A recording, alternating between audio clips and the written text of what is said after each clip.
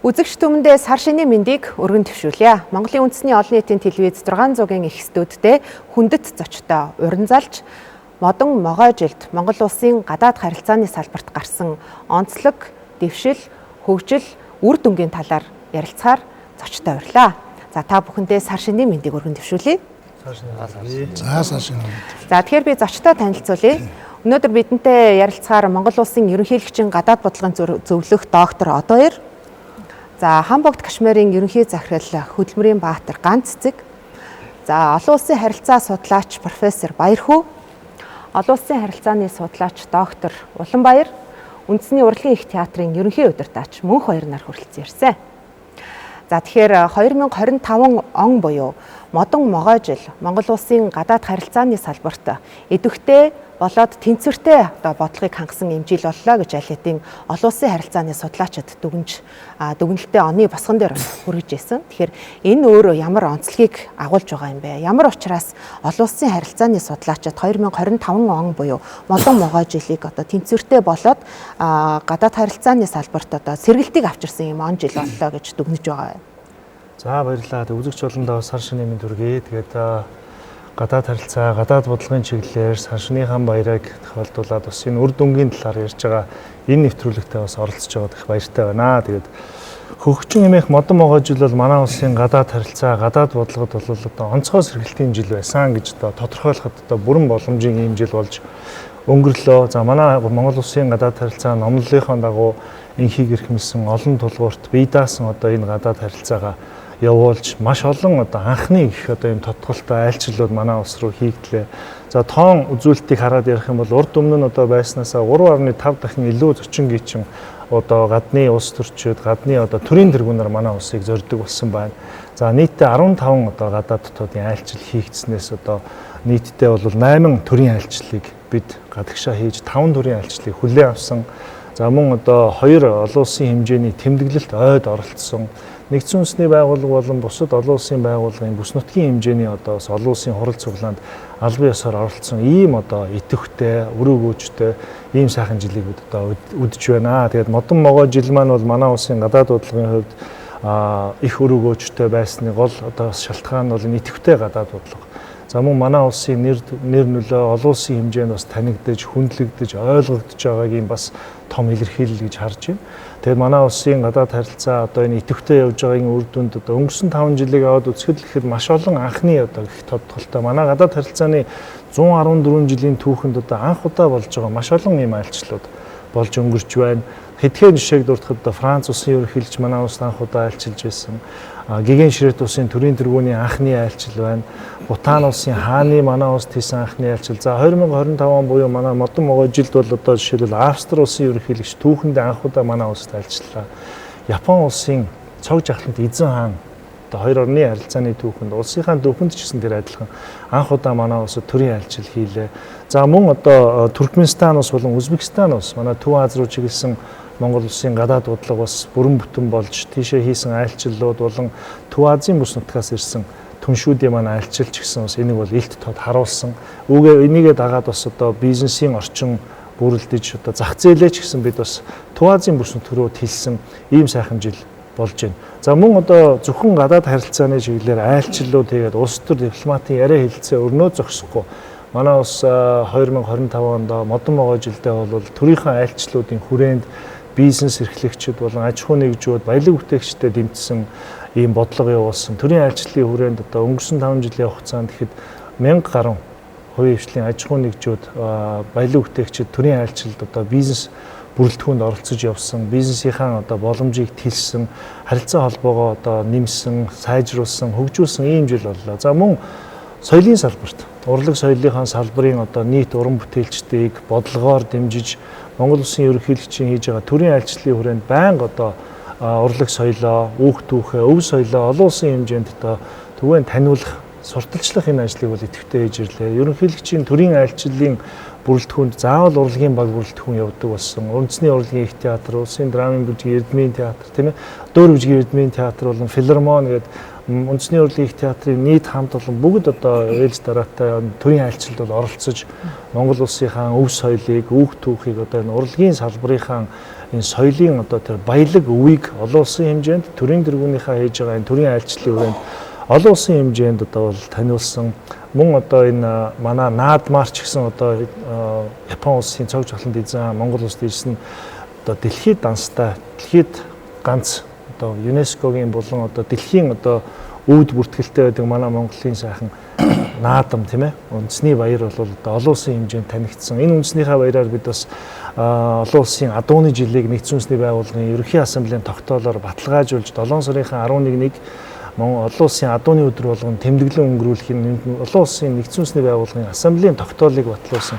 Одоо ийм одоо бахархал дүүрэн сайхан жилийг бид бас үдж байгаадаа бас их баяртай байна. Тэгээд энэ бол өөрөө идэвхтэй инхийг эрхэмсэн олон долгуурт гадаад бодлогын амжилттай, идэвхтэй, өрөөгөөжтэй ийм хэрэгжилтийн л одоо бас их тийм том илэрхийлэл болоо гэж бас бодож байна. Тэгэлгүй яах вэ? Тэгэхээр өмнөх оныхоо бас ололт амжилтыг давтсан 2024 онд бол бас Монгол улсын хүлээж авсан болоод гадагшаа хийсэн айлчлалуудын тоо бол хамгийн өндөр тоонд хүрсэн гэж яригддаг. 2025 онд мөн ялгаагүй 10 гаруй юм төрийн дээд хэмжээний айлчлалууд хэрэгжсэн жил болсон байна. Тэгэхээр яг айлчлалын тоо гэхээсээ илүү бас чанарын асуудал энд яригдах байх л даа. Улаанбаяр доктор та одоо энэ айлчлал олширж байгаа нь өөрөө зөвхөн тоондоо биш мэдээж цаана гарч байгаа үр дүн чанартай одоо ямар ийм үр дүнг авчирвал одоо Монгол улсын арт түмэнд хувийн хвшлийнхандаа ч гэдэг юм үр дүн нь илүү мэдэгдэж илэрдэг юм бэ.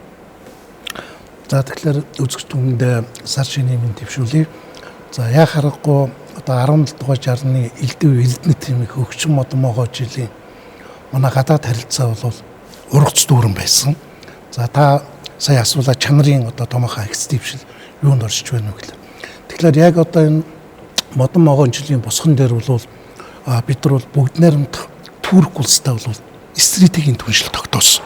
За энэ бол яг манай гадаад бодлогын үзэл баримтлал дээр нэр заасан 3 гүш орнуудаа яг ингээд Турк улстай стратегийн түншил тогтоосоор манай гадаад бодлогын үзэл баримтлалын нэг том зорилт бол үндсэндээ одоо биелсэн гэж хэлж болно.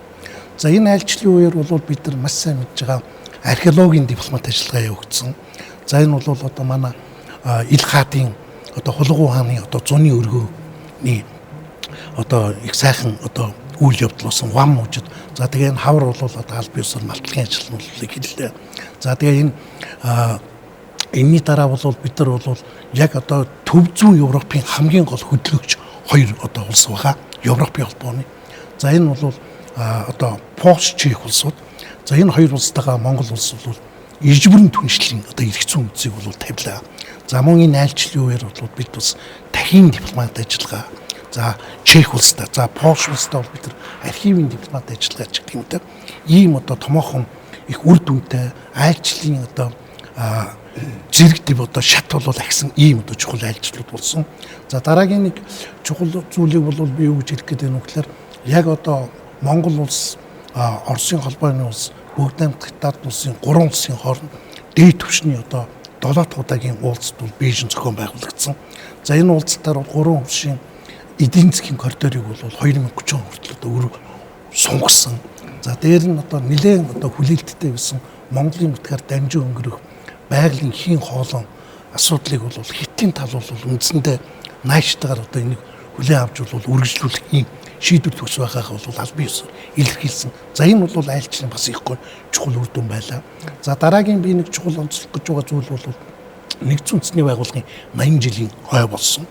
За энэ одоо түүхэн арга хэмжээнд Монгол улсын ерөнхийлөгч Ухнагийн хөрөлсөг оролцож за тэгээ ерөнхий санал шүүмжил дээр бол маш сайхан одоо ингэ тавьж санаачлах гэж бол би одоо ингэж хэлэх гээд байгаа юм. За энэ бол юу вэ гэхээр Монгол одоо эзэнт гүрний одоо их амар хамгаалангийн энэ үзэл санаанд тулгуурлаад дэлхийд дахин бол энэ дэлхийд дахины одоо их амар хамгаалан буюу нэгдсэн үндэсний байгууллага төвлөрсөн бид нар одоо дэлхийд дахины энэ PAX одоо Global K гэж одоо энэ үзэл санааг бол одоо бид нар бол жинхэнэ одоо ажил хэрэг болох мар байна гэж. Энийг бол нэгдсэн үндэсний байгууллагын нарийн бичгийн дарга нарийн газрын хэвлэлийн алба бол энийг маш чухал өндөр үнэлсэн. Ер нь бол энэ инх хамгааланг бол аль нэг эзэнт гүрэнд бол дангаараа тогтоож байсан. Гэтэл бол Монголын ерөнхийлөгчийн дэвшүүлсэн энэ санаа бол ер нь бол нэгдсэн үндэсний байгууллагад тулгуурласан дэлхийн хотолтойгаараа бол энэ инх хамгаалан улс орны бүх оролцоотойгоор зогслох юм боломжтой гэсэн. Энэ одоо үйл санааг бол нэгдсэн үндэсний байгууллагын хэвлэлийн албал их онцолж байсан.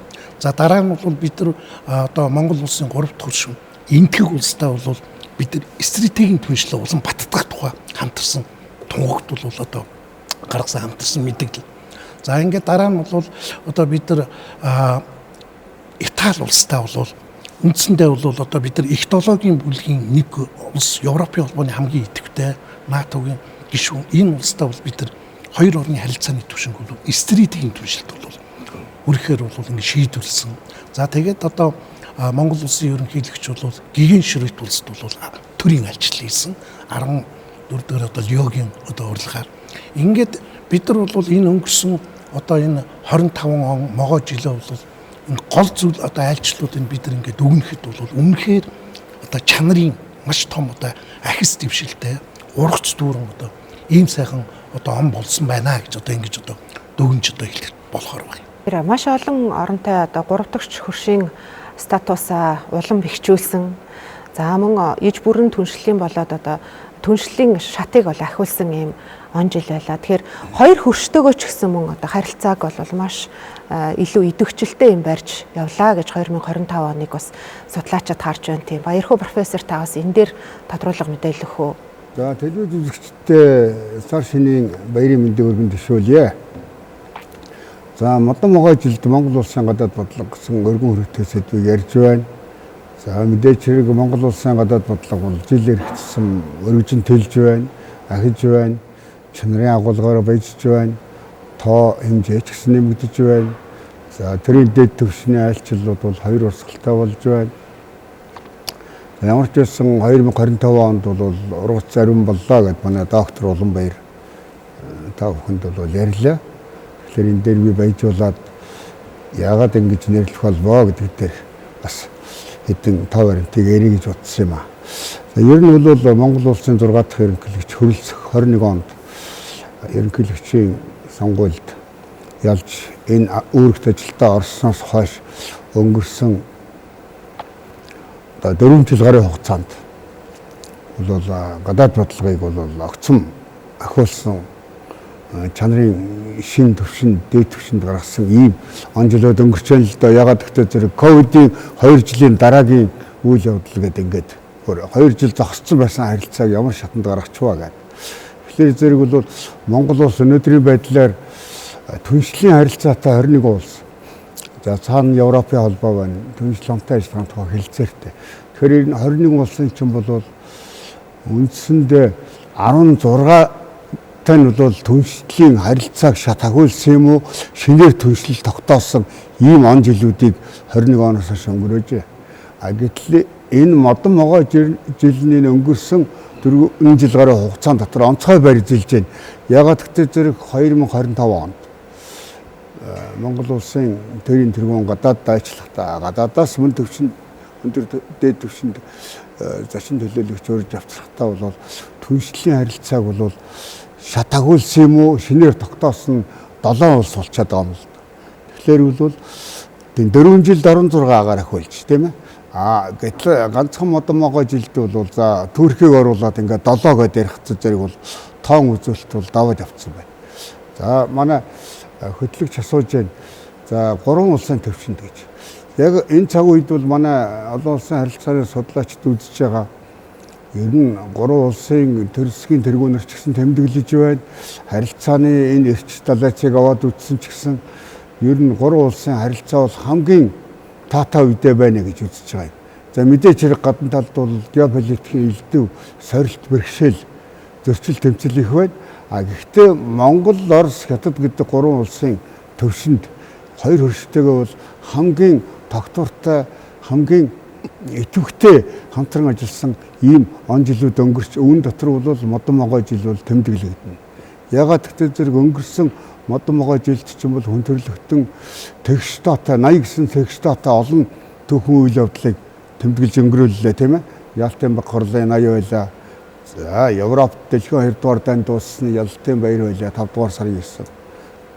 За 9 дугаар сард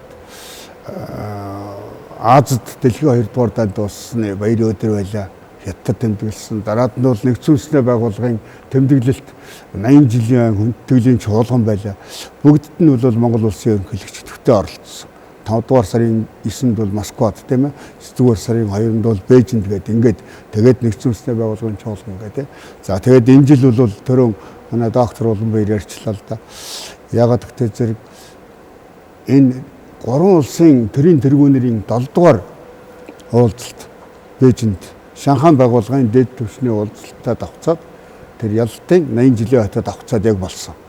Тэгэхээр энэ Шанхай байгууллагын энэ дэд түвшний уулзалтын дараа 3 улсын өдөр төч уулзаад тэгээд хамгийн гол нь бидэнд олон жил хүлээлттэй байсан яригдж ирсэн нөгөө Монголын нутгаар хийн хоолойг Оросоос руу дамжуулах асуудал дээр бол 3 улсын төрийн тэргүүн яг эцсийн тохиролцоо хийсэн шүү дээ. Ингээд цаашдаа бол практик ажил руугаа орох гэж байна л да. Яг дараад нь залгуулад Монгол улсын ерөнхий сайд Владивостокийн эдийн засгийн форумд оролцохдоо Оросын холбооны улсын ерөнхийлөгчтэй уулзаад, Газпромын даргатай уулзаад тэгээд энэ хийн хоолой асуудлаа дахиад наривчлаад яриад ирсэн. Тэгэхээр бол одоо бол энэ хийн хоолой тавихад бол ямар нэгэн саад бэрхшээл байхгүй болсон гэж ийм итгэлийг монголчуудад төрүүлсэн. Тэгэхээр зэрэг бол 3 улсын харилцаа ямар төвшөнд явсан бэ? Энэ модмогоо жилдэг нь бол харагдаад байна. Тэгээ ер нь бол бас ганц 2 5 баримтыг ярмаар байна. Одоо бол ингээд байгаа шүү дээ. Ерөнхийлөгч хөрсөгч гэсэн анх ер нь энэ ерөнхийлөгчийн тушаалд ирээд л ярьсан. Эдэнд ярьж ирсэн, цагч байсан тийм ээ.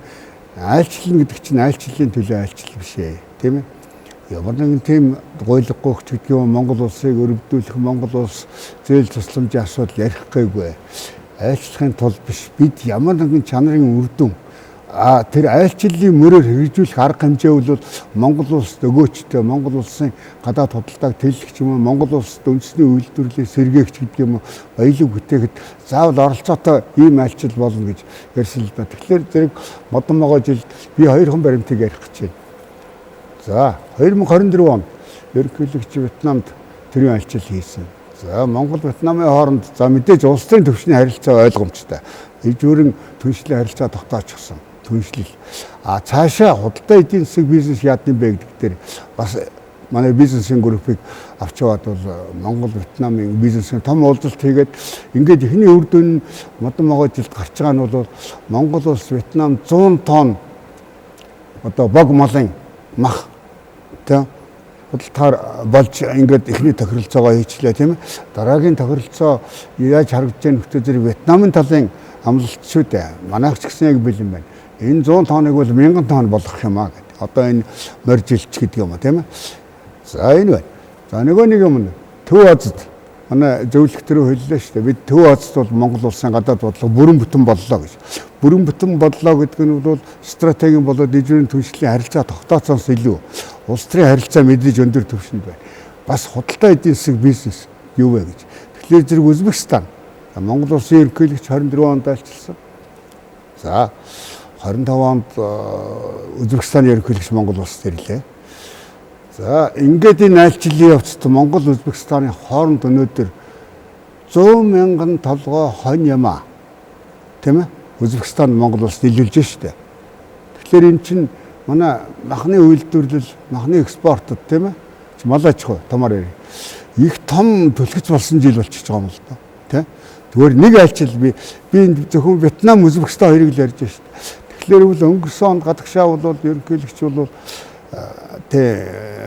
Турк, Чех, Польш, Кыргыз, Тажик тийм ээ. За энтхэг Итали, Ватикан гэж явлаа шүү дээ. За энэний дараагийн үр дүн одоо ингэж бид нэр ярих бах. Ер нь худалдаа эдийн засаг бизнес. За манай урлаг соёлын төлөөлөлт сууж байна. Энэ ер нь айлчлал яагаад ийм цогцлбор болчтой юм бэ гэж. Тэгэхээр 25 он модон жилийн энэ төрийн айлчлалуудын нэг онцлог нь бол ерөөсөө төрийн дэд түвшний айлчлал, ерөнхийлөгчийн айлчлал бол бүр ийм цогцлбор болсон. Ерөөсөө цогц айлчлал. Улс төр байна, дипломат нь байна, тийм ээ, худалдаа эдийн засаг бизнес байна. За нөгөө Монголын чинь түүх явж байдаг. музей явж байдаг. Тэгээ Чингис хаан музей. За дээрээс нь манай урлаг соёлын тоглолт. Монголын ард түмний урлагийн тэр их одоо өвийг бол сортолчилсан тийм ээ. Хэд хоногийн турш Монгол орноор амьсгалуулсан ийм айлчлалуудыг хийж чадлаа. Тэгэхээр модон могоо жилийн гадаад харилцааны гол олдтгүй ийм л зүйлийг тавьчихан нэрлэмээр байгаа. Тэлгүй яхаа. Тэгэхээр Монгол улсын ерөнхийлөгчийн гадагшаа болоод татгшаа хийж байгаа төрийн айлчлалуудын хүрээнд одоо бизнесийн уулзалт тийм ээ, бизнесийнхний уулзалт хамтын ажиллагааг өргөжүүлэх чиглэсэн үйл ажиллагаануудыг тогтмол зохион байгуулдаг болсон.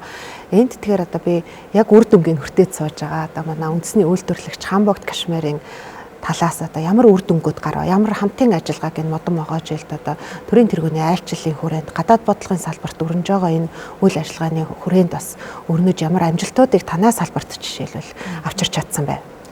За телевиз үзэгч та бүхэндээ сар шинийн баярын мэнд хүргэе.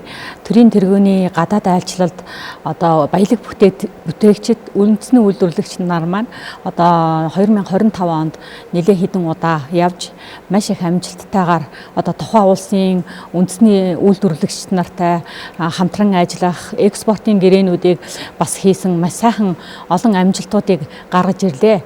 Хамбогд Кашмирийн хувьд бол одоо Италид одоо нийт үйлдвэрлэлийн 60% Итали улсад экспортлдог. Мөн ерөнхийлөгчийн Итали улсын гадаад айлчлалд бас хамт явсан. Тийм учраас маш олон үйлдвэрүүд бол Итали руу зах зээлийн өргөтгөж जैन. Итали улсаас хамгийн сүүлийн тоног төхөөрөмжүүдийг бас импортоор авахар бас гэрээ хэлцээрүүд хийгдэж जैन. Үндэсний үйлдвэрийн хувьд бол экспортоо нэмэгдүүлэх номер 1 байдаг.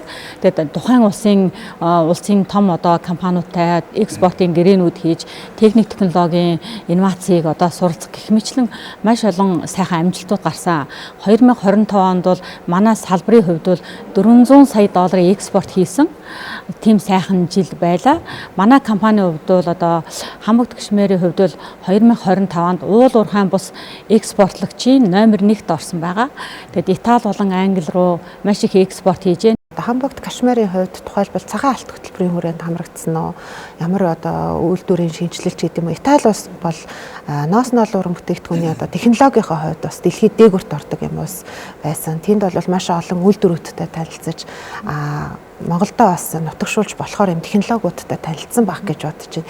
Энд дээр илүү та бас дэлгэрэнгүй илүү нарийн мэдээлэл өгвөл танай салбарт одоо авч ашиглаж болохоор ямар технологиуд тэнд илүү хөгжсөн байна вэ? Италиас бол одоо бид нар бол одоо хамгийн сүүлийн эрхийн үйлдвэрүүдийг авахар одоо бэлтгэж байгаа. Хамбогд Кашмирийн хувьд бол 2025 онд бол одоо 30 гаруй сая долларын экспорт хийсэн. 50 тэрбум төгрөгийн хөрөнгө оруулалт хийж байгаа. Одоо 2 дахь үйлдвэрийн том үйлдвэр барьж байна. 4 сарын 1-нд ашиглалтанд орохоор одоо бас бэлтгэгдээд явж байгаа. Тэгэд одоо өмнөхөр амжилт бүтээлээр сайхан дүүрэн жил байлаа. Тэгэд морь жилд бол улам их амжилт бүтээлээр дүүрэн байх байхаа. Улам их сайхан экспорт хийж одоо бид бүхний хувьд бол ерөөсөө экспортыг бол ерөөсөө 2-3 улс гэж хардггүй. Жил болгонд экспортынхаа улсыг нэмж байдаг. Хойш гэсэн бас нэмнэ. Одоо нэг улс нь энэ жил экспортоор авахгүй байлаа гэхэд дараагийн жилд авдаг. Тийм учраас ерөөсөн экспортол нэмэгдүүлэх, үйлдвэрлэлээ нэмэгдүүлэх техник, технологи, чанар дээр маш их анхаарч ажиллах. Манай салбарын хувьд бол одоо уул уурхайн бус бол одоо Монгол улсд бол 2хан алт байдаг тий. Граммаар зарагддаг. Тэр нь бол нэгдүгээрт бол шар алт байдаг. Хоёрдугаарт бол цагаан алт ноолуур байдаг. Энэ хоёр алт бол үнэхээр Монгол улсын эдийн засагт бол үнэхээр асар их одоо өр өгөөчтэй хоёр салбар байдаг учраас бид нар цагаан алтыгаа улам их хөргөжүүлж ерөнхийлөгч маань өөрөө ингээд санаачиж цагаан алт хөтөлбөрийг одоо санаачиж үндэсний одоо хөдөлгөөн болж бид нар бол одоо үндэсний үйлдвэрлэлийн дэмжээч их оронч худалдаа авалт хийгээч их оронч байгаач гэж анхны манлайлал үзүүлж ингэж өрөөсөн ерөнхийлөгч бол одоо манай ерөнхийлөгч байгаа. Тэгээ үндэсний үйлдвэрүүд маань үнэхээр энэ одоо бахархаж явж байгаа тий.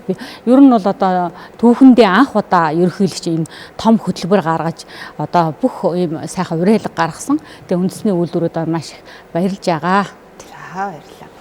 За тэгэхээр бид бас Монгол улсын гадаад харилцааны сэргэлт идэвхжлийн хүрээнд одоо хувийн хвшлүүдүүд маань хэрхэн үр дүнгээ өгч байгаа талаар одоо Хамбогд Кашмирын жишээн дээр бас авч ярилцлаа. За тэгэхээр сүүлийн жилүүдэд бас энэ Монгол улсаас гадны улсад хийж байгаа болоод одоо хүлээн авч байгаа энэ төрийн айлчлалуудын хүрээнд урлаг соёлын салбараар дамжуулан зөвлөгөө хүчний бодлогоо идэвхжүүлэх үйл ажиллагаа бол идэвхтэй явагдаж байгаа. За тэгэхээр энэ дээр бол Монголын одоо олон урлагийн салбарын одоо төлөөллүүд маань тийм ээ гадны оронд очиж тоглолтоо танилцуулах, Монгол орноос сурталчлах ажилд бол хамтран ажиллаж байгаа. Тухайлбал үндэсний урлагийн их театр сүүлийн нэлээд хэдэн бас айлчлалд хамтран явж тухайн орны болоод Монгол орныхоо алдартай юм сайхан үндэсний урлагийн тоглолт номеруудыг хүргэсэн байгаа.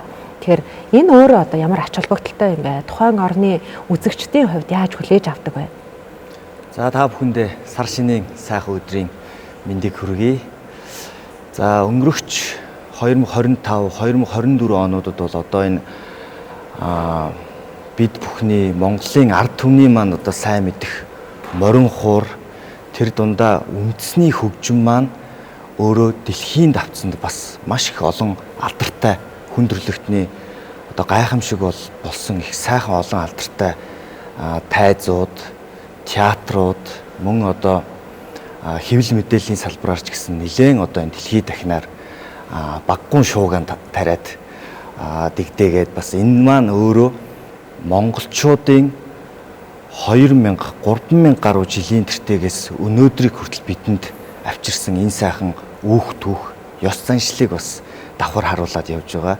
За энд бол мэдээж Монголын соёл, хэл, уламжлал мөн одоо ахуйн уртын дуу, ардын дуу, хөөми биелгээ гэдэг одоо энэ ЮНЕСКОгийн биет бус өвийн бас самд хамрагддаг юм гайхамшигтай өвүүд бий. Мөн одоо өнөөдрийн байдлаар өнгөрөгч 2 оны 2024-25 онуудад дээд хэмжээний айлчлал уулзалтуудаар бол Монгол оронд маань бас зохион байгуулагдсан мөн одоо төрийн тэргүүнтэйгээ хамт төрийн дээд хэмжээний айлчлал уулзалтаар одоо гадаадын олон улс орнуудаар бид нар бол бас маш их олон явлаа. За магадгүй ард түмэн маань ингэж хардаг л да. Одоо урлаг соёл маш олон хүний бүрэлдэхүүнтэйгээр ийшээ ингээд гадагшаад төтгшөө их явах юм аа. Энэ нь болохоор юуг харуулах гэдэг юм гэхээр Монгол орны өнөөдрийн энэ оюун санааны дархлаа буюу оюун санааны тусгаар тогтнол энэ зүйлийг л давхар харуулж байгаа санаа. Морин хуур хөгжмөөр мөн одоо Монголын үндэсний энэ язгуур хөгжмийн зэмсгүүдээр мөн одоо Монголын мэрэгжлийн энэ урлагийн систем өнөөдөр Монголд хэрхэн байгаа. Монголын энэ мэрэгжлийн хөгжим, мэрэгжлийн дуу дуулаачийн арга техник дэлхийд өнөөдөр ямархуу түвшинд явж байгааг бас давхар харуулдаг. Онцлоод хэлэх юм бол Оросын холбооны улсад бол Маринский театрт Ганбаатарын Ариун Баатар гэж гайхамшигтай баритон хоолойтон урилгаар маш олон жил ажиллаж байна. За Италийн одоо хамгийн том дуурийн театруудаар хамгийн том дуурийн агентлагт одоо Монгол улсын дуучин ардын жүжигчин амар төвшин маань бас ажиллаж байна. Энэ бүх зүйлийг ингээд харахаар Монголын урлаг өнөөдөр дэлхийд дахинд бас нэрээ бичээд явж байгаа ийм сайхан түүхэн ач холбогдолтой жилүүд өнгөрч байгаа юм. Монгол улсын үндэсний урлагийн их театр, Монгол улсын морин хуурын найрал хөгжмүүд маань бол одоо дээд хэмжээний уулзалт айлчлалуудад Монголд ч зохиогдсон бай, гадагшаач байсан бай одоо энэ бүгдэнд нь сайхан хараалагдаж хамтран явдаг. За энэ дундаас одоо онцлоод бас хэлэх юм бол Энэтхэг улсад хийсэн төрийн айлчлал бол бас их сонин содон байж магадгүй гэж бодоод Энэтхэг улсын жишээн дээр би багахан жишээ дурдъя гэж бодож байна. Энэтхэг улс руу төрийн айлчлал явах гад бид нар бэлтгэл ажил хангагдаад нэг хагас жилийн өмнөөс бэлтгэл ажил хангагдаа явж байхад ерөнхийлөгчийн тамгын газар соёл урлагийн одоо агентлагууд маань мөн одоо соёлын яам маань бидэнд үүрэг өгсөн юм л да.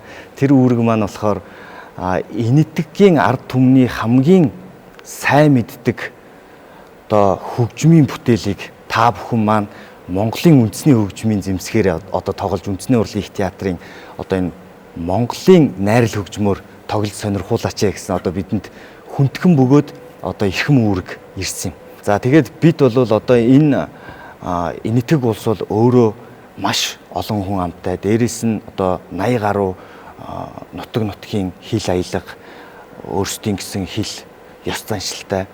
За тэгээд бид нар бол судалгаа хийж яагаад энэ бас энэтхэг улсын Болливуд гэж их гайхамшигтай том одоо дэлхийн зах зээлд бас нэлээд өндөрт тооцогддог юм кино урлагийн салбар байдаг. За энэ кино урлагийн салбараа бид нэр судлаад 30 гаруй жил бас кино театраас нэр нь гарч байгаагүй ийм алдартай киноны бас хоршлын хэсгүүдийг хүлээж авч мөн одоо монголчууд маань сайн мэднэ одоо жими хажаач гэдэг юм уу те.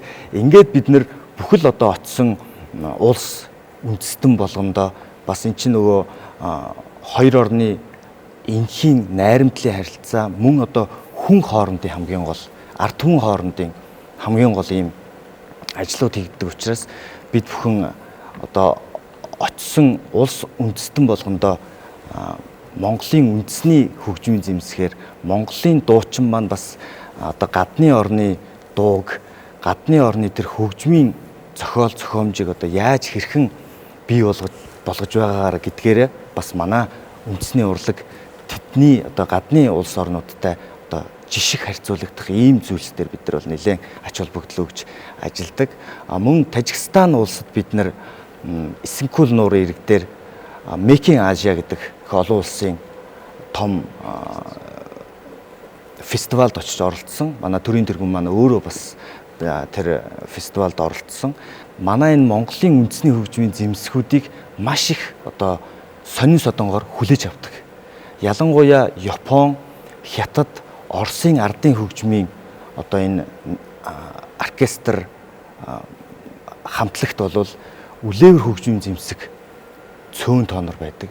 Монгол улсын одоо энэ найрал хөгжмийн бүтэц бүрэлдэхүүн хөг аядан ямар одоо гайхамшигтай хөгжсөн бэ гэдэг тал дээр. Мөн дээрэс нь гуйлан үлээвэр хөгжмийн зэмсэг манай Монгол орны энэ Монголын үндэсний найрал хөгжмөд байдгаараа дэлхийн бусад үндэсний найрал хөгжмүүдээс онцлог байгаа. Энэ жил бид нэр одоо удахгүй Герман улсын бас одоо гуйлан үлээвэр хөгжмийн зэмсэг одоо хийдэг ийм гайхамшигтай үйлдвэрээс бид нэр цордон бүрээ гэдэг ийм гуйлан хөгжмийн зэмсгээ хүлээж авах гээд хүлээж байна. Энэ нь бол бас манай соёлын яам мөн одоо ерөнхийлөгчийн тамгын газраас бас дэмжлэгтэйгээр энэ хөгжмийн зэмсгүүдэд үйлдвэрлэж одоо бас авчирч байгаа да бид нэр одоо энэ үндэсний хөгжмийн зэмсэгтээ хөг нэмж байгаа да маш их баяртай байна.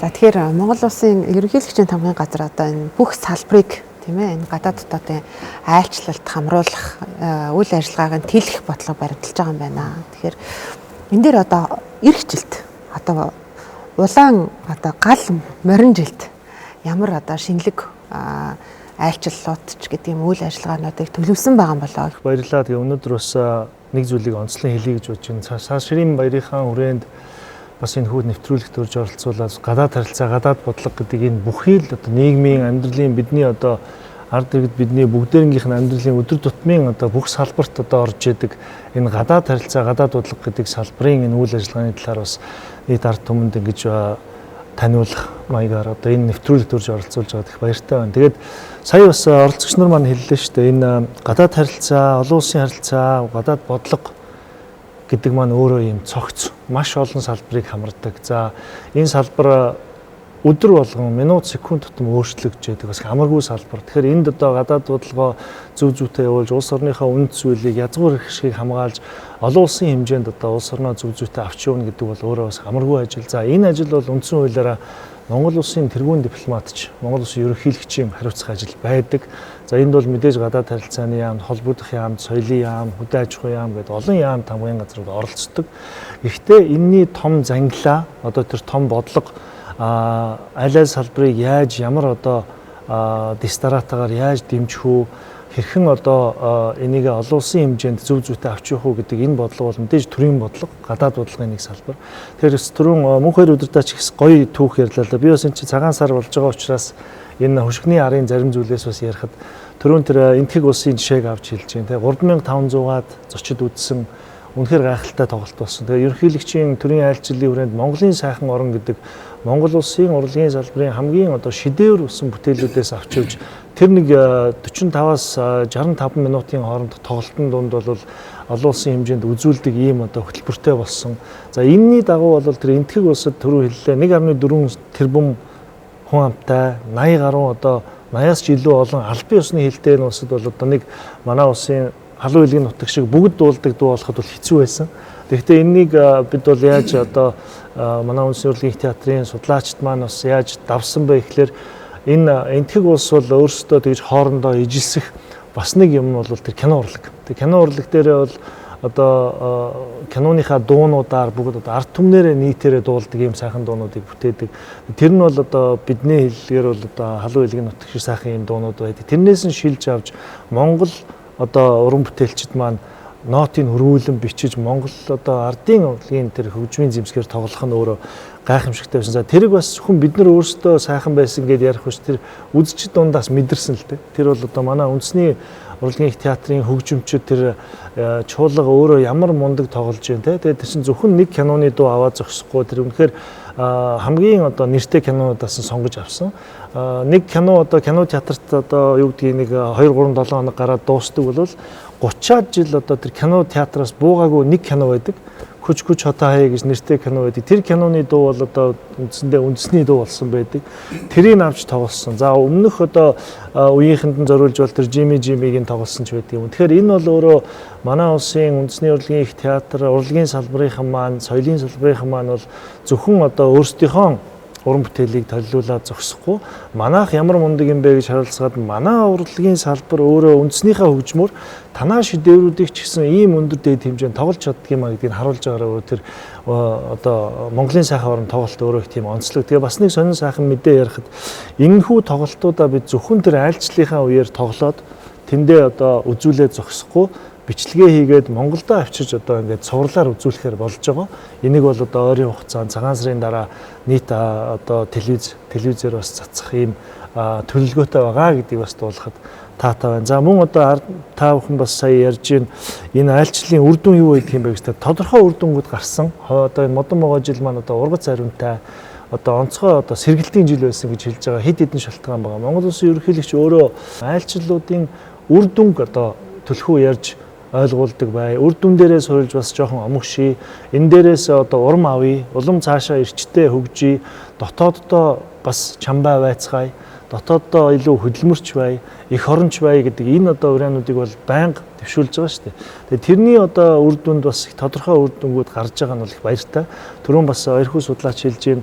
Вьетнам улсад одоо хийсэн төрийн айлчлалаар бол ямааны мах гаргая гэж маш тодорхой тохиролцоо хийсэн. Монгол улсаас Вьетнам улс ямааны мах авдалж авъя гэж. Энэ бол одоо тэр 20-од сарынхын баримт бичиг бүх гэрээ хэлцээр нь одоо хэрэгжиж эхлээд 2025 он одоо энэ модон могоо жилд бол яг 100 тонны ямааны мах Монголоос аваад Вьетнамын зах зээл дээр бол 4 төрлөөр одоо боловсруулагдаад ингээ гарч байгаа гэдгийг нь бол одоо тусалсан манай улс цуга элчин сайд нь өөрөө хэлж ирсэн. Энэ бол бодит үр дүн. За Узбек улсад хийсэн ерөнхийлөгчийн айлчлалаар Узбекийн андууд маань бол өөрсдөө хүсэл тавиад Узбек улсад Монгол улсад байдагтай адилхан одоо өндөрлөг газрын мал аж ахуйг хөгжүүлэх сонирхолтой байна. Тийм учраас Монголоос одоо бог мал авъя. Энийгээ бол одоо бүр тодорхой гэрээгээр баталгаажуулаад 100 мянган толгой одоо бог мал авъя гэдэг тохироо хийсний энэ одоо модон могоо жилийн 10 дугаар сарын сүүлээр ихэд 100 мянган малаа бол авч дууссан. Тэгэхээр энэ бол бас нэг бодит үр дүн. Бас Төв Азийн нутаг руу бол одоо манай бүс нутагт манай гадаад бодлого бүрэн бүтэн боллоо гэж маш олон одоо энэ цагаан эдээ үйлдвэрлэгчид маань тийм ээ сүүс хүн бүтээгдэхүүн үйлдвэрлэгч нар маань олон одоо аарцсан бүтээгдэхүүнүүдийг Төв Азийн нутаг руу гаргаж байна. Бодит одоо хөрөнгө оруулалтууд Төв Азид хийгдсэн байна. Энэ өөрөө одоо маш тодорхой үр дүнгууд. За одоо санхүүгийн салбарынхан маань гарсан байна. Эрүүл мэндийн салбар хүртэл одоо Төв Азийн бүс нутагт зах зээл нь нээгдэж тэнд бол одоо ичимтэй идэвхтэй хамтын ажиллагааг өрнүүлээд тодорхой хөрөнгө оруулалтууд хүртэл 5 богд компани хэл 7 сая долларын хөрөнгө оруулалтыг хийсэн гэдэг. Энэ бол өөрөө дандаа гадаад харилцааны төрийн айлчлалууд хийгдэж байгаа энэ ажлууд айлчлалын үеэр яригдсан гэрээ хэлтсээрүүд зурагдж байгаа энэ тохироонуудын бодит үр дүн гэж бид нар бол харж байгаа. Одоо гал морин жилдээ ч гэсэн энэ үр дүнд суурилсан гадаад харилцаа өмнөх айлчлалуудын үр дүн бол одоо гарч үргэлжилж явахаар сайхан ийм эерэг үзүүлэлтүүд харагдаж байна. За мөн гадаад харилцаа идэвхтэй үргэлжлэнэ. Гадаад харилцааг одоо бас манай судлаач ч гэсэн урд нь хэлжсэн шүү дээ. Нэг талаараа бол одоо зоосны нөхөр харж болдгоо салбар. Одоо гадаад харилцаанд одоо хаашаа айлчлаа, ийшээ айлчлаа, ямар хөрөнгө мөнгө авчируу гэдэг асуудаг энэ байсан үе бол саяхан. Гэхдээ бид бол хэд хэдэн зарчмын өөрчлөлтийг авчирсан. Гадаад харилцааг бол харилцаа ашигтай байдлаар зохицлоо. Дандаа одоо зээл тусламжийн бодлого ярьж манад буцалгүй тусламж хэдийг өгөө гэж асуухаа болий. Харин харилцаа ашигтай хамтын ажиллагааг Монголч ашигтай, түншүүддээ ашигтайгаар ингэж хийя гэдэг ийм уриаг бол ерөнхийлөгч тавьж байгаа. За үүнээс гадна бол хөрөнгө оруулалтын одоо орчин өөрөө юм тодорхой шилэн илд тод байх ёстой. Энийг бол Монгол улсын ерөнхийлөгч бас дэмжиж маш тодорхой ажлууд хийгдэж байна. За хэдийгээр гадаад харилцааг одоо зоосны нөхөр харж болдгоо ч гэсэн зүгээр ард иргэд бас энэ талаар их асууж шүүмжилдэг учраас энэ дээр зүгээр нэг хідэн тоон үзүүлэлт хэлэхэд зөвхөн одоо түрүүн бид энтгийн айлчлал ярьж байлаа. Энтгэгд бол одоо үндэсний урлагийн их театрын 75 одоо хүний бүрэлдэхүүнтэй хамт олонний аваа явахад нэг 120 сая төгрөгийн зардал гарч байгаа. Гэтэл тэр айлчлалын хүрээнд байгуулсан одоо гэрээ хэлэлцээрүүдийн нэгэн хэлэлцээрийг аваад үзэхэд засгийн газрын орнын хэлэлцээр байгуулагдсан. Тэр нь бол манай одоо Богд хааны музейн одоо ордон музейн өвлийн ордныг бол засан сэргээн засварлах төслийг бол 5 сая доллараар хийхээр бол одоо тохиролцож тэр зардал мөнгө нь бол энтэг улсын одоо стратегийн түнш энтэг улсын засгийн газраас гарахаар ийм одоо бодит үр дүнтэй айлчил. Тэгэхээр 120 сая төгрөгийн зардал гараад урлагийн тоглолт хийсэн бол соёлынхон салбарын одоо тэр үнэт өв болох одоо Богд хааны ордон музейн өвлийн ордныг засварлах 5 сая Америк долларын орлого бол энэхүү айлчлалаар орж ирлээ гэж. Тэгэхээр одоо зоосны нөхөр харах юм бол бас тодорхой тоонууд ярьж болно. Гэхдээ гадаад харилцаа, гадаад бодлогын салбар гэдэг маань өөрөө нэг айлчлалыг хийх гэж маш олон жил бэлдчихэд хийдэг. За зарим айлчлалын үеэр ярьсан зүйлийн үр дүн жишээлбэл 3, 4, магадгүй 30 жилийн дараа гардаг. Ийм учраас энэ салбар маань өөрөө их юм онцлог юм аа. Тэгэхээр бид эрчимтэй, идэвхтэй ажилласны үр дүнд харин ч олон үр дүн богино хугацаанд гаргаж байна. За бас нэг дурдах ёстой зүйл бол ерөнхийлөгчийн илгээлт 2100 гэж энэ манай оюутан залуусыг олон улсад сургадаг ийм сайхан хөтөлбөр байдаг. Тэтгэлэгт хөтөлбөр хамгийн одоо мундаг ээшийн оноотой залуучууд маань олон улсын хэмжээнд сурж байгаа. Одоогийн байдлаар 1052 оюутан олон улсын хэмжээнд гадаадад сурч боловсрч байна. За энэ үндэсний хөтөлбөрийн бас өр өгөөж гэсэн энэ жил гарч эхэлж байгаа. Тэгэхээр гал морин жилд одоо модон могой жилд бол одоо эхний хүүхд оюутнууд төгсөөд ирээд орон нутагтаа ажилд орж байгаа бол 2026 буюу одоо энэ гал морин жилд 100-аараа одоо буцаж ирж Монголдо гэрээнийхаа дагуу Монголдо одоо хөдөө орон нутагтаа Улаанбаатар хотод ажиллаж улс орныхоо хөгжил дэвшилд онцгой хувь нэмрээ оруулахаар одоо сэтгэл шулуутсан залуусын маань одоо бас мөрөөдөл биелэх ийм сайхан гал морин жил ирж байгаа гэдгийг бас хэлэхэд таатай байна. Тэлгүй яхаа тэгэхээр маш олон одоо үр өгөөчтэй юм жил болжээ. Тэгэхээр энд одоо маш олон салбарыг ч гэсэн хамардгийн байна. Олон улсын харилцаа, гадаад харилцаа идэвхжийн хэрээр ард иргэдийн амьдралд ч гэсэн энэ үр дүнгээ бодит үр дүн болж ирдэг юм байна. Тэгэхээр жишээ нь одоо Монгол улсыг энэ сурталчлах ажлууд бас олон янзаар явагдаж байна. Тухайлбал наадмын дипломат ажил гэдэг. Хаадууд ер нь Монгол наадмаар Монгол улсад маань хүрэлцэн ирж морилж саатдаг боллоо. За энэ одоо бас Монгол улсын маань нэр хүнд дэлхийн давцанд өсөж байгаа бас нэг илрэл мөн гэж ойлгож болох уу? Тэгэхээр яг энэ модон могой жилийн одоо энэ айлчлалын гадаад хотод айлчлалын нэг чухал одоо арга хэмжээ бол яа харахгүй Японы эзэн хаан Монгол улсад өөрийн эрхэмдээд хатны хамт бол анх удаа төрийн айлчлал хийсэн. За энэ бол хоёр орны харилцааны түүхэнд цоох шин одоо ийм үйл явдал боллоо. За энэ айлчлал нь юуны Монголын одоо үндэсний их баяр наадамтай бол давхцсан. За энэ айлчлал бол бараг одоо 7-8 хоног үргэлжилсэн. За Япон улс бол Монгол улсын хамгийн том одоо хандивлагч. За тэгээ хамгийн том одоо зээл тусамж олгодог. Ийм одоо том одоо улс. Одоо энэний одоо эзэн хаан Монголд айлчлал гэдэг маань бол хоёр орны харилцааг бол үнэхээр одоо чанарын шин түвшинд одоо гаргаж байгаа. Одоо 2022 онд Монгол улсын ерөнхийлөгч Ухнагийн өрөлсөх Япон улс төрийн айлчлал хийж одоо хөгжил цэцгэлийн төлөөх тусгай стратегийн түншлэгж байх болсон. Тэгээ энэ түншлийг бол одоо үндсэндээ бол шинэ агуулгаар баяжуулсан ийм одоо түүхэн айлчлуулж Монголын одоо үндэсний их баяр наадмын арга хэмжээнд одоо оролцож тэгээ ингээд их сайхан сэтгэлдээ буцныгаа бол өөрөө тэмдэглэсэн байгаа. Энэ бол дэлхийд дахинд бол их чухал үйл явдал болсон. За энэ дээр би бас нэг зүйл манай одоо зочд бас хэлж байна. Энэ гадаад харилцааны энэ айлчлууд үр дүн ямар байх юм бэ гэж. Тэгэхээр энэ дээр бол би яг ингээд гадаад энэ төрийн айлчлуудын үр дүнгээр ихэд бол одоо энэ Монгол улсын одоо энэ үндэсний аюулгүй байдлыг баталгаажуулахад энэ эрчим хүч, түлш эрчим хүчийг хангадаг энэ одоо газрын тусны үйлдвэр. За энэ бол яг энэ одоо модон могоо жилийн босхон дээр бол улсын их хурл бол энэний үлдэгдэл санхүүжилтийг бол шийдвэрлсэн. За энэ бол 1.7 одоо тэрбум долларын одоо төслөөр бол энэ газрын тус боловсруулах үйлдвэрийг одоо урагш нахиулах бол маш чухал үйл явдал. Тэгэхээр энэ газрын тусны үйлдвэр бол үнийн дүнгээрээ бол хэдийгээр оюун толгой төсөлтөд бол харьцуулахад бага боловч Монгол улсын эдийн засгийн аюулгүй байдал, үндэсний аюулгүй байдлыг одоо хангах энэ өргөн утгаараа бол энэ маш том одоо төсөл энэ бол эрчимтэй хөдөлгөөнд орж эхэлсэн. Дараагийн нэг чухал зүйл бол яхахгүй Монгол улсын ерөнхийлөгчийн яг Франц улстай айлчилсан энэ айлчлалын одоо үр дүнгээр бол энэ одоо зөөвч овоо энэ одоо ураны төсөл бол эрх зүйн үндэс нь улсын хурл баталж өгсөн. Энэ бол одоо энэ одоо төслийг бол үндсэнд нь хөдөлгөөнд оруулах үндсэндээ замыг бол засч өгсөн гэж. За энийг бол би хэлж байгаа. За нөгөө нэг зүйл бол Монгол улсын ерөнхийлөгч Ухраагийн өрс үеийг ерөнхий совет авах үедээ одоо Улаанбаатар хотын умдны усны хангамжийг сайжруулах одоо энэ мянганы хөгжлийн сорилтын компакт 2 гэрээг одоо гар үсгэж зурж ирсэн. Тэгээ энэ төслийг бол Америкийн шинэ ерөнхийлөгчүүд гадаад оронд үзүүлж ирсэн 47 орны бараг 13 тэрбум орчим долларын төслүүдийг бүгдийг зогсоосон. Тэгээ энэ төслүүд дотроос одоо бараг ганцхан Монгол улсын энэ умдны усны энэ мянганы хөгжлийн сорилтын төслийг бол 5 сарын 31-ний төрийн департамент ганц энэ төслийг бол маш амжилттай хэрэгжүүлж байна. Энийг үргэлжлүүлнэ гэдэг. Тэгээ энэ бол одоо маш амжилттай хэрэгжээд ингээд одоо баг энэ оныхаа 3 сар яг хугацаанд баг ашиглалтанд орж байгаа ийм одоо их чухал үр дүнтэй ийм төсөл болж байна.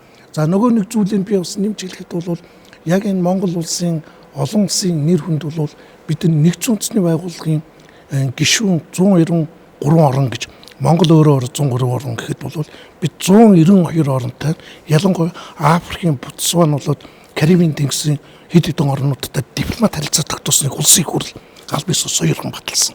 Ингэснээр бол Монгол улс бол нүүбийн гишүүн бүх улс оронтой бол дипломат харилцаатай. Энэ бол Монгол улсын олон улсын нэр хүндийг бол үнэхээр одоо бэхжүүлсэн ийм чухал одоо үйл явдал болсон. За дээр нь бол манай бас зочд хэллээ. Төв Азийн бүс нутаг бол үнэхээр манай гадаад бодлогод бол ихээхэн орхигж ирсэн бүс нутаг. Сүүлийн одоо энэ 4-5 жилд бол бид нар энэ Төв Азида маш эрчимтэй одоо гадаад бодлогын улс нарын бүхэл болж ирж байна л да. Тэгээ энэ дээр бол бид нар одоо 3 дипломат төлөөлөгчийн газарт болж байна. Казахстан, Узбекистан, Кыргызстан гэдэг. За дээр нь бол манай бас зочд хэллээ. Яахаргүй манай одоо хөдөөж хүн зах зээлийг бол өргөжүүлэх Төв Ази их чухал ажил. А хоёрдугаарт бол манай хүнсний аюулгүй байдлыг олон их сурвалжаас баталгаажуулахад бол Төв Азийн бүс нутаг бол одоо маш чухал юм болж ирж байгаа. За энэ нь бол өөрөөр хэлбэл одоо сая ингээд Узбекистаны ерөнхийлөгч Монгол улсад бол өнгөрсөн 100 айлчлаа. За тэгээд одоо Туркменстаны ерөнхийлөгч бол Монголд улсад айлчилсан. За энэ бүх зүйлүүдийг ингээд хараад үзэхлээр бол үндсэндээ бол өнгөрсөн одоо модон могоо жилийн одоо энэ гадаад харилцаа бол үнэхээр чанарын одоо маш том одоо акс дэвшлээ авчирсан. Ийм одоо он жилүүд болж өнгөрж байна гэж ингэж одоо хэлэхэд бол бас их таатай байна л да. Тийм байх. Тэгэхээр хамгийн сүүлд одоо модон могоо жилийн хамгийн сүүлийн айлчлал гэгэн ширээ тусад хэрэгжсэн. Тэгэхээр энэ өөрөө одоо Монгол улсын гадаад харилцаанд ямар онцлогтой юм үйл явдал юм бэ? Баярхуу профессор та хэлтээр. Ер нь энэ модон могоо жилд бол дахиад 7 удаа давтагдаад байхгүй. Түүхэнд алтан өсгөөр бичгдээд үлдэх ийм төрийн айлчлалуудаар баялаг ийм жил байсан гэж бид бүгдээрээ мэдж байгаа. За манай доктор Уланбаяр ярьлаа. Тийм ээ, Японы эзэн хааны айлчлал. Тэр болгон өрсөн улс болгонд айлчилдаггүй. За айлчлалаа гэхдээ 2 хоногоос илүү айлчилдаггүй. За тэгээд эн чинь хатуу ёс жаягтай тэр чинь өөрөө дипломат протоколын шал ондоо тийм ээ. Тэгтэл одоо Японд бол үндсэндээ амьд урхан шиг хүн шүү дээ. Гэтэл Монгол улсад 7 хоноо тийм 8 дахь өдөр дээрээ буцдаг. Монголын үндэсний их баяр наадмын хүнд зочноор ирээ тийм ээ. Яг тэр Японы эзэн хаан Монгол улсад тэр баяр наадмын өдрүүдэд тэрийн айлчил хийсэн тэрийн айлчлалын үеийн бус тэр идэвхтэй олон чухал арга хэмжээнүүдэд оролцсон нөгөө хулан нөгөө тагтайгаа тийм ээ хөдөө явсан ч гэдэг юм. Ингээд ярих юм бол үндсэндээ Монгол улсаар бол Японы ард түмэн 7 хоног амсгалсан. Одоо Японы 130 сая ард түмнээс Монгол гэж хэмбэ ихдээ бүгд хариулт өгт бэлэн болцсон байж байгаа. За энэ дэлхий энэ Японы эзэн хаан ийм өндөр түвшинд айлчилж болдгийм байна. Монголчууд яаж игээд үндэснийхээ баяр наадмаар аваад ирдэг юм бэ? Энэ Монголын тэр үндэсний баяр наадам гэдгийг нэр нь чухам юу юм бэ? Яхаараа ингээд энэ олон улсын юм чухал арга хэмжээ болчихоо. Ягаад ингээд дэлхийн том гүрнүүд гарлаа хандуулаад эхлэвэ гэдэг дээр сая Японы эзэн их том хариулт өгчлөө л дээ тийм ээ. Тэгэхээр зэрэг одоо бидэнд энэ ирж байгаа энэ моржилдээ тийм ээ бас нэг өндөр дээд хэмжээний зочныг бол наадмаар хүлээгээд авах нь бол манай дипломат бодлогын одоо нэг том ялт болно л доо. Одоо бол ерөнхийлөгчийн урилгаар айлчлахаар нэр нь яригдж байгаа жагсцсан улсууд бол олон байгаа шүү дээ. Тэ чухам яг сонголт яаж болох вэ гэж. Тэ. За тэгээд дээрэс нь бол түрүүн яг өөрөө асуулаа. Гэгэн ширээт улс гэж. Гэгэн ширээт улсын төрийн тэргүүн Монгол улсад тийм ээ. Нэг удаа ирлээ шүү дээ. Айлчлалаа. Тэр бол хосгүй мундаг том айлчлал боллоо гэж. Тийм ээ. За тэгэхээр зэрэг за тэр гэгэн ширээт улсын төрийн тэргүүн бараг ойрын 100 жилдээ Монголд ирэхгүй гэж мэднэ. Тийм ээ. Ямар ч гэсэн бол айлчилчлаа.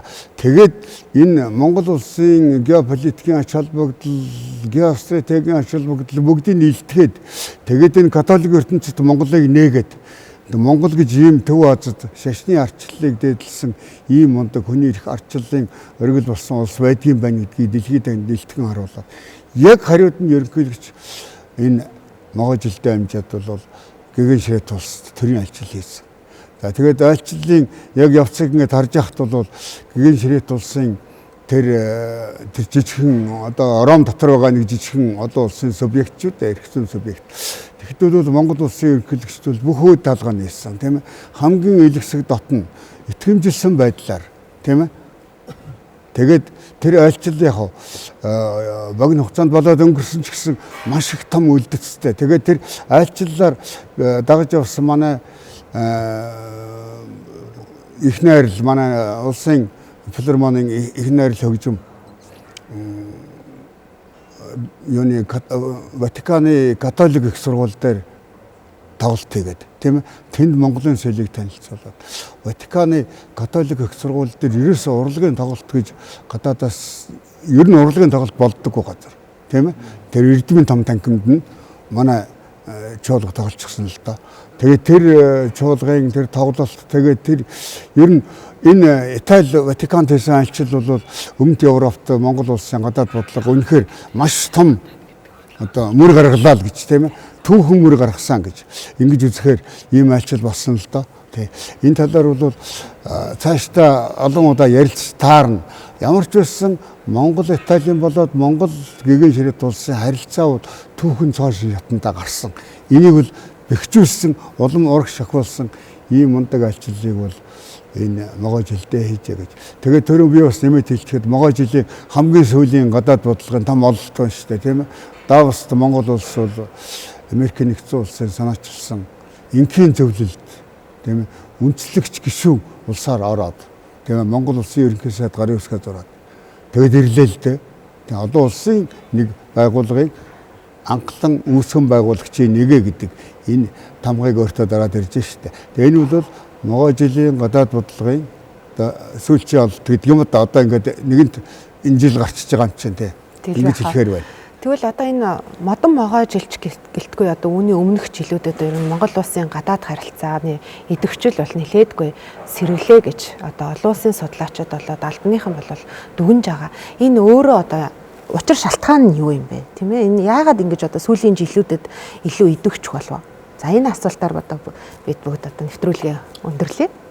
За тэгэхээр гадаад харилцааны энэ сэргэлт за гадаад харилцаа ер нь сүүлийн үед яагаад ийм идэвхтэй бөгөөд амжилттай яваад байна гэж харцсангүй амжилттай. Тэр энэний цаана олон шалтгаан бий л дээ. Гэхдээ зүгээр би нэг хамгийн гол энэ олон шалтгаануудын цөмийг хэлэхэд бол ер нь гадаад харилцаа, олон улсын харилцаа гэдэг маань энэ харилцаа гэдэг үгэн дотор чинь нэг утга философи байгаа. Энэ бол өөрөө хүн хоорондын харилцаа. Тэр хүн хоорондын харилцаа гэдэг өөрөө их тийм чухал. За дипломатууд нь хоорондоо уулзсан ч хэлэлцээ хийсэн ч энэ бол хүн хоорондын харилцаа. Төрийн тэргүүн нь хоорондоо уулзсан ч гэсэн энэ бол хүн хоорондын харилцаа. Тэгэхээр энэ манай нэг ялангуяа түрүүн бас судлаач маань хэлж байгаа хоёр хөршийн харилцаа, хоёр хөрштөөгөө Монгол улс харилцаж байгаа нь бол одоо урд өмнө байгаагүй ийм өндөр ойрхон сайхан төвшөнд таатай нөхцөлд одоо харилцаа явагдаж байна гэж. Энэний цаана бол энэ төрийн тэргүүн нарын хоорондын харилцаа байгаа. Монгол улсын ерөнхийлөгч болон Бүгд найрамдах Хятад улсын төрийн тэргүүн Ши Цзиньпин, Оросын улбаны улсын ерөнхийлөгч Путин нарын хооронд бол тийм хүн хоорондын маш сайхан харилцаа байдаг.